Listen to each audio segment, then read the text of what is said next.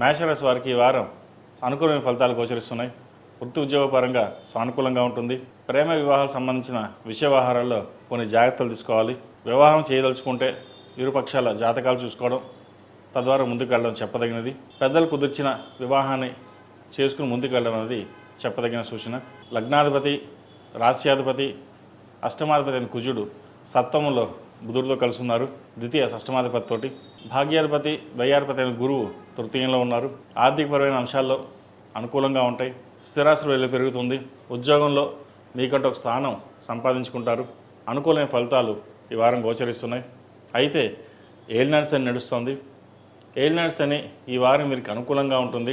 రావాల్సిన బెనిఫిట్స్ ఏవైతే ఉన్నాయో వస్తాయి.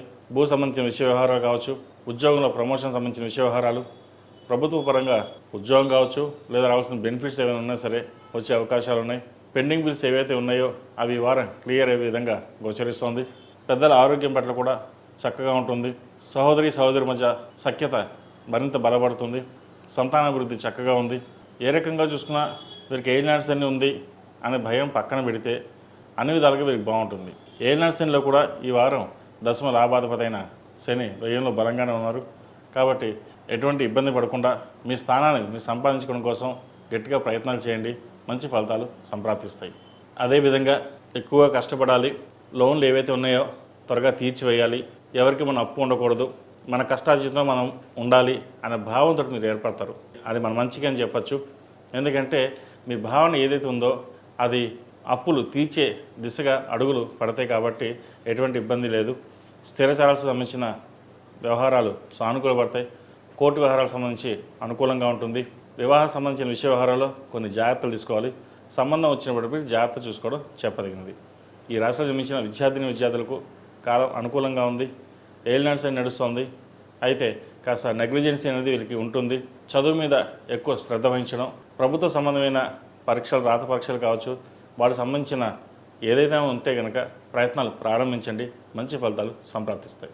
అదేవిధంగా ఈ రాశిలో జన్మించిన స్త్రీలకు వృత్తి ఉద్యోగాల పరంగా, వ్యాపార పరంగా సానుకూలంగా ఉంటుంది. విదేశీ వ్యవహారాలు వీరికి కలిసి వస్తాయి. ఉద్యోగం స్థిరత్వం కోసం చేసే ప్రయత్నాలు కలిసి వస్తాయి. వీసాకు సంబంధించిన విషయ వ్యవహారాలు కావచ్చు, గ్రీన్ కార్డ్, పిఆర్ సంబంధించిన విషయ వ్యవహారాలు ఒక కొలిక్కి వస్తాయి. పై చదువుల కోసం మీరు చేసే ప్రయత్నాలు ఏవైతే ఉన్నాయో అవి కలిసి వస్తాయి. వివాహం చేసుకోవాలి అనే భావన ఏర్పడుతుంది. మంచి సంబంధం చూసి ముందుకు వెళ్ళాలని యోచన చేస్తారు. కుటుంబంలో మంచి వాతావరణం నెలకొంటుంది.